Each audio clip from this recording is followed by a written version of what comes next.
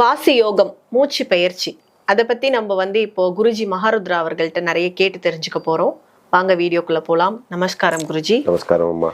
வாசி யோகம் அப்படின்னா மூச்சு பயிற்சி அப்படின்னு நாங்க கேள்விப்பட்டிருக்கோம். அதை பத்தி இன்னும் கொஞ்சம் எங்களுக்கு விரிவா சொல்லுங்க குருஜி. வாசி அப்படின்னாலே மூச்சு அப்படின்னு தான் அர்த்தம். சரியா? பொதுவா ஹிந்து புராணங்கள்லயோ இல்ல ஹிந்துயிசம் சார்ந்த விஷயங்கள்லயோ வாசியை திருப்பி போட்டா சிவா அப்படின்னு சொல்லுவாங்க அப்படின்னு சொல்லுவாங்க. வாசி சிவா. சரியா? அப்போ வாசி என்பது உயிர். சரி. சரியா? அது மூச்சு கூட கனெக்ட் ஆயிருக்கு. சரி. மூச்சு இல்லைன்னா உயிர் இல்லை. சரியா? சிவம் அப்படின்னு சொல்றோம். சரியா? சீல அந்த கால் எடுத்துட்டீங்கன்னா, சீல கால் எடுத்துட்டோம்னா அதை எப்படி ப்ரொனவுன்ஸ் பண்ணுவீங்க? சவம். சரியா? அப்போ சிவம்ல மூச்சு இல்லைன்னா அது சவத்துக்கு ஈக்குவல்னு அர்த்தம். சரி சரி சரி. சரியா? அப்போ இந்த வாசி இதை யோகமா ஏன் சொன்னாங்க? ஏன் வாசி யோகம் சொன்னாங்க? வாசி பயிற்சின்னு ஏன் சொல்லலை அப்படின்னு சொன்னாக்கா, நம்ம உடம்ப ஒரு காயகல்பமா மாத்திக்க கூடிய ஒரு தன்மை இந்த வாசி யோக பயிற்சி செய்யறது மூலமா இருக்கு. அதனாலதான் அந்த வாசி யோகம் நமக்கு கிடைத்த ஒரு யோகம் அப்படின்னு சொல்றாங்க. சரியா? சோ நமக்கு நடக்கக்கூடிய நல்ல விஷயம் யோகம் அப்படின்னு சொல்றோம். சரியா? அப்போ இந்த வாசி யோகம் அப்படிங்கிறது பாத்தீங்கன்னா 100% மூச்சு சார்ந்த விஷயங்களை நம்ம பயிற்சி பண்றதுதான் வாசி யோகம் அப்படிங்கிறது. சரிங்க குருஜி. இந்த வாசி யோகம் பயன்படுத்துறதுனால நோய்களை குணப்படுத்த முடியுமா குருஜி? சரி, நம்ம போன வீடியோல பார்த்தோம். மூச்சு காற்று நம்ம 70% தான் நம்ம லங்ஸ்ல ஃபில் ஆகுது. அதுக்குள்ள நம்ம வெளியில விட்டுறோம் அப்படின்னு சொன்னோம். சரியா? நான் அதுவும் சொன்னேன், ஒரு நம்மளோட நுரையீரலை விரிச்சா ஒரு டென்னிஸ் கோர்ட் அளவுக்கு பெருசாகும் அப்படின்னு சொன்னேன். சரியா? அப்போ இந்த நுரையீரல்ல 100% காற்று போச்சு அப்படின்னு சொன்னாக்கா, சரியா? இல்ல இந்த 70% காற்று போச்சுனாலே நம்ம உடம்புல இருந்து மூச்சை வெளியில விடும்போது ஆல்மோஸ்ட் 60-70% நச்சுக்களை வெளியில தள்ளுது. சரியா? அப்போ இந்த நுரையீரல் எவ்வளவு ஒரு பெரிய வேலையை பாக்குது பாருங்க. சரியா? பாக்கி தான் நம்ம மலம் கழிக்கிறோம், இல்ல சிறுநீர் கழிக்கிறோம், வேர்வை வருது, சளி வருது, இதெல்லாம் பாக்கி தான். 70% மூச்சிலேயே நம்ம உடம்புல இருக்கக்கூடிய கழிவுகளை வெளியில தள்ளக்கூடிய கெப்பாசிட்டி இந்த லங்ஸுக்கு இருக்கு. சரியா? அப்போ இந்த லங்ஸ்ல 100% நம்ம காற்றை நிரப்பினால், சரியா, நிரப்பி வேண்டாத காற்றை வெளியில தள்ளும் போது எவ்வளவு பர்சன்டேஜ் ஆஃப் நச்சுக்கள் வெளியில போகும் அப்படின்னு பாத்துக்குங்க. சரியா? ஒரு நிமிஷத்துக்கு இவ்வளவு சுவாசம் பண்றோம் அப்படின்னு ஒரு கணக்கு இருக்கு. சரியா? அப்போ வாசியை நம்ம முறையா கத்துக்கிட்டோம் அப்படின்னு சொன்னாக்கா கண்டிப்பா நோய்கள் தீர்க்கக்கூடிய விஷயங்களை நாமளே நமக்கு பண்ணிக்க முடியும். இப்போ பாருங்க, ஒரு நிமிஷத்துக்கு எவ்வளவுக்கு எவ்வளவு கம்மியா நம்ம மூச்சை சுவாசிக்கிறோமோ அவ்வளவுக்கு அவ்வளவு ஆயுள் நீளும்.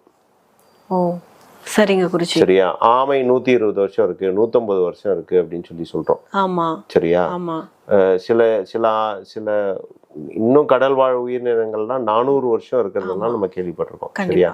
ஒரு நிமிஷத்துக்கு ஒரு தடவை தான் சுவாசிக்கும் அது. சரியா? ஒவ்வொரு விலங்குகளுக்கும் நீங்க எடுத்து பாருங்க, ஒவ்வொரு விதமான ஆயுட்காலங்களுக்கு இருக்கிறவங்களுக்கு, சரியா, ஒரு நிமிஷத்துக்கு அதிகமாக சுவாசம் எடுக்கக்கூடிய ஜீவராசிகள் சீக்கிரம் இறந்துரும். சரியா? இந்த மூச்சை எவ்வளவுக்கு எவ்வளவு ஸ்லோ பண்ணி நம்ம பிராக்டிஸ் பண்றோமோ அவ்வளவுக்கு அவ்வளோ நம்ம ஆயுள் காலம் கூடும். சரியா? இன்னொன்னு, நம்ம நுரையீரல்ல எவ்வளவுக்கு எவ்வளோ நம்ம ஆக்சிஜன் ஃபில் பண்ணி பண்றோமோ உடம்புல நோய் எதிர்ப்பு சக்தி அதிகமாகும், வந்த நோயும் குணமாகும். சரிங்க குருஜி. இப்போ வேற என்னென்ன விஷயத்துக்கு நம்ம இந்த வாசி யோக பயிற்சியை பயன்படுத்தலாம் குருஜி? பொதுவா வாசி யோகம் வாசி மூச்சை உங்களோட கண்ட்ரோல்ல வைக்கக்கூடிய ஒரு கலை, அது ஒரு பயிற்சி. சரியா? முதல் விஷயம், உங்களுக்கு என்ன தேவை இருக்கு? உடல் ஆரோக்கியமா, இல்ல மெட்டீரியல் வேர்ல்டு? இன்னைக்கு நீங்க ஈவன் நீங்க வெல்த் அட்ராக்ட் பண்ணணும்னா கூட இந்த வாசி யோக முறையில நீங்க பயன்படுத்தலாம். அப்படிங்களா? ரைட்டா? அதற்கான முறைகள் பயிற்சிகள்லாம் இருக்கு. சரியா? இந்த வாசியோகம் பெரும்பாலும் பயன்படுத்துவது நம்மளோட உடம்புலோட ஒரு உடம்புலோட ஆரோக்கியம் தான் பிரதானமான விஷயம் அப்படிங்கிறதுனால. சரியா?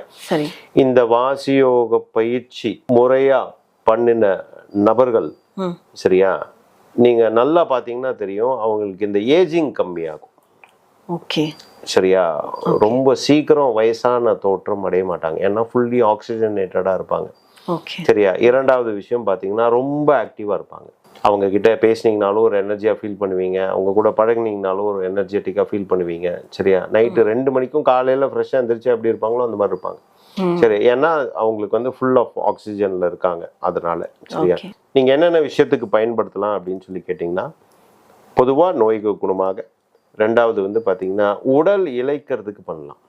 சரியா? ரொம்ப ஒல்லியா இருக்கிறவங்க உடல் பருமன் ஆகிறதுக்கும் இதை பண்ண முடியும். சரி சரி. சரியா? ஸோ உங்களுக்கு எந்த விதமான டிரான்ஸ்ஃபர்மேஷன் நீங்க எதிர்பார்க்குறீங்களோ அதை வந்து இந்த வாசி யோகம்ல கொண்டு வர முடியுமா? சரிங்க குருஜி. இப்ப இந்த ஜீவ சமாதி, சித்தர்கள் வந்து ஜீவ சமாதி அடையறாங்க. அவங்க வந்து அந்த சுவாசத்தை வந்து கண்ட்ரோல் பண்ணி தானே அந்த ஜீவ சமாதி அடையறாங்க அப்படின்னு சொல்லி கேள்விப்பட்டிருக்கேன். அது உண்மையா குருஜி? ஆமா, இது ரொம்ப பெரிய சப்ஜெக்ட். நான் உங்களுக்கு ஷார்ட்டா சொல்றேன். சரியா? இப்போ ஏன் சித்தர்கள் அது ஜீவ சமாதி அடையறாங்க? அது ஏதோ ஒரு காரணம் இருக்கணும் இல்லையா? சரியா? சரி. பிறவா நிலை வேண்டும் அப்படிங்கிறது தான் எல்லாரோட ஒரு நோக்கம். சரி, அடுத்த பிறவி வானா இதுலயே எல்லாம் முடிச்சிட்டு போயிடலாம் அப்படிங்கிறது தான் எல்லாரோட இதுவும். சரியா? ஒரு சில சித்தர்கள் வந்து அவங்களுக்கு தெரியும் அடுத்த பிறவி வந்து என்னவா இருக்க போகுது, இல்ல நம்ம கண்டிப்பா பிறப்பு இருக்கு அப்படிங்கறதெல்லாம் அவங்களால வந்து அவங்களோட ஞானத்துல பார்க்க முடியும். சரியா? சோ இது ஒரு சில சித்தர்கள் என்ன பண்ணுவாங்கன்னு சொன்னாக்கா, அவங்க மூச்சை வந்து பாஸ் பண்ணிக்குவாங்க. இப்ப நம்ம ஒரு பாட்டு போடுறோம், டக்குன்னு ஒரு பாஸ் அமுத்தி நிக்கிறோம், அது என்ன ஆகும்? அப்படியே நிக்கும். அப்ப நம்ம அடுத்தது அதை வந்து ஆன் பண்ற வரைக்கும் அது அப்படியே நிக்கும். சரியா? இப்ப சித்தர்களும் இதே மாதிரி தான், ஜீவசமாதி அடைந்த சித்தர்களும் இதே தான் பண்ணுவாங்க. அவங்க மூச்சை அவங்க கண்ட்ரோல்ல வச்சிருப்பாங்க. நெய்தர் இன்ஹேல் நார் எக்ஸேல். உள்ளே எடுக்க மாட்டாங்க, வெளியிலும் போகாது. ஆனா உள்ள அந்த வாசி அப்படியே இருக்கும்.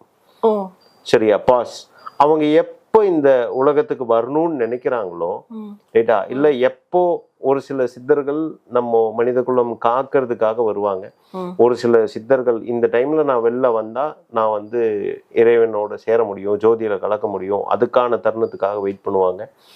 ஒரு சில சித்தர்கள் வந்து இந்த டைம்ல நான் வந்து இந்த மருந்து கொடுத்தா இந்த மக்களை காப்பாற்றலாம் அப்படிங்கறதுக்காக வெயிட் பண்ணிட்டு இருப்பாங்க. ஏன்னா அவங்களுக்கு எல்லாமே தெரியும், ஃபியூச்சர்ல இருந்து எல்லாமே தெரியும், அவங்களால விஷுவலைஸ் பண்ண முடியும். சரியா? ஒவ்வொரு சித்தர்களோட நோக்கம் வேற. சரியா? ஆனா ஜீவ சமாதியில ஏன் போனா நமக்கு அவ்வளோ எனர்ஜெட்டிக்கா இருக்கு அப்படின்னு சொன்னாக்கா, நம்ம வந்து ஜீவனோட சமாதியா இருக்காங்க. சமாதி நிலை அப்படிங்கிறது வந்து ஒரு சைலன்ஸான நிலை, ஒரு அமைதியா உட்கார்ந்துட்டு இருக்கக்கூடியதோ ஒரு நிலை. சரியா? ஜீவ சமாதி அப்படின்னா ஜீவனோட இருக்கக்கூடிய அமைதியா இருக்கக்கூடிய ஒரு இடம். அதனாலதான் நமக்கு ஜீவ சமாதி போனா அவ்வளவு எனர்ஜெட்டிக்கா ஃபீல் பண்றதுக்கான காரணம் அதுதான்.